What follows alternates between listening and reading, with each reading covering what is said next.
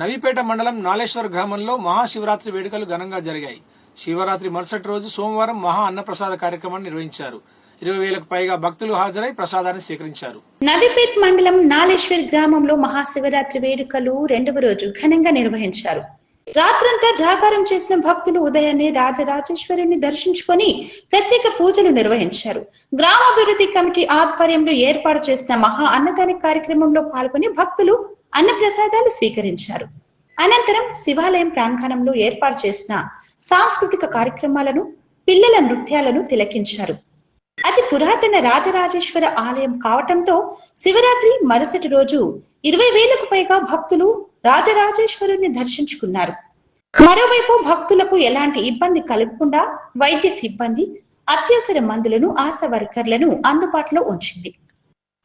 ఈ సందర్భంగా గ్రామాభివృద్ధి కమిటీ సభ్యులు కుమ్మరిరాజు, మాజీ ఉప సర్పంచ్ లక్ష్మణ్, మాజీ సొసైటీ చైర్మన్ మగ్గిరి హనుమాన్లు మాట్లాడుతూ అతి పురాతన రాజరాజేశ్వర ఆలయానికి గతంలో ఎన్నడూ లేని విధంగా భక్తులు హాజరై భగవంతుని దర్శించుకోవటం శుభ పరిణామమని, గ్రామాభివృద్ధి కమిటీ సభ్యులు, గ్రామస్తులు, యువత, పిల్లలు ప్రతి ఒక్కరూ కష్టపడి మహాశివరాత్రి వేడుకలు విజయవంతం చేశారని ప్రతి ఒక్కరికి ధన్యవాదాలు తెలిపారు. ఈ కార్యక్రమంలో గ్రామస్తులు, సర్పంచ్, ఉప సర్పంచ్ తదితరులు పాల్గొన్నారు.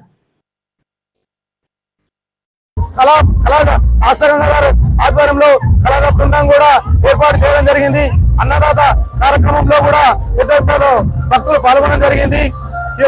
ధన్యవాదాలు. నాలేశ్వర గ్రామం తరఫున నాలేశ్వర గ్రామం విచ్చేసినటువంటి భక్తులకు నవీపేట మండలం నుంచి కానీ జిల్లా స్థాయిలో వచ్చిన భక్తులందరికీ మహాశివరాత్రి శుభాకాంక్షలు.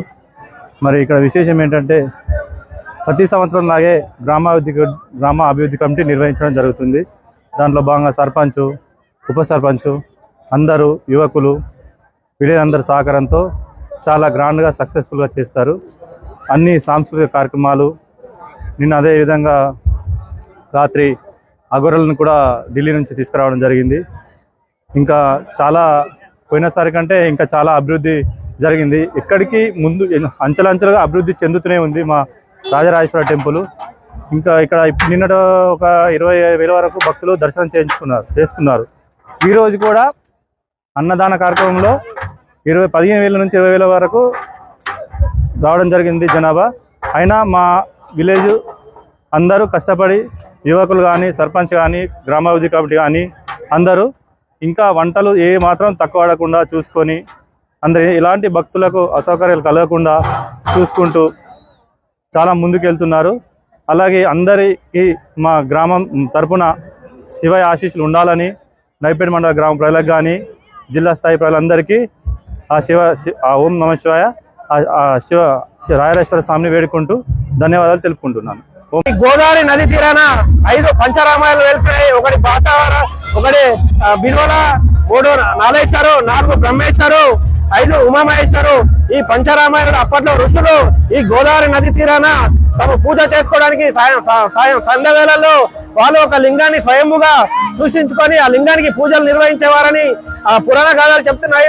ఆ ఋషుల తపస్సుతో వెలిసిన ఈ స్వయంభు లింగాన్ని శ్రీరాముడు తన వనవాసంలో ఈ గోదావరి నదిన సంచరించినప్పుడు ఇక్కడ శ్రీరాముడు వచ్చి పూజలు నిర్వహించాలని చెప్పేసి పెద్దలు అన్నట్లు చెప్తున్నారు.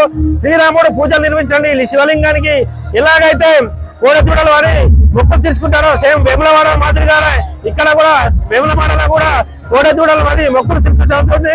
అలాగే ఈ రోజు గ్రామాభివృద్ధి కమిటీ ఆధ్వర్యంలో సాంస్కృతిక కార్యక్రమాలు, అన్నదాన కార్యక్రమాలను ఘనంగా ఏర్పాటు చేయడం జరిగింది. ఈ రోజు కూడా భక్తులు పెద్ద సంఖ్యలో వచ్చి శివయ్యకు మొక్కులు తీర్చుకొని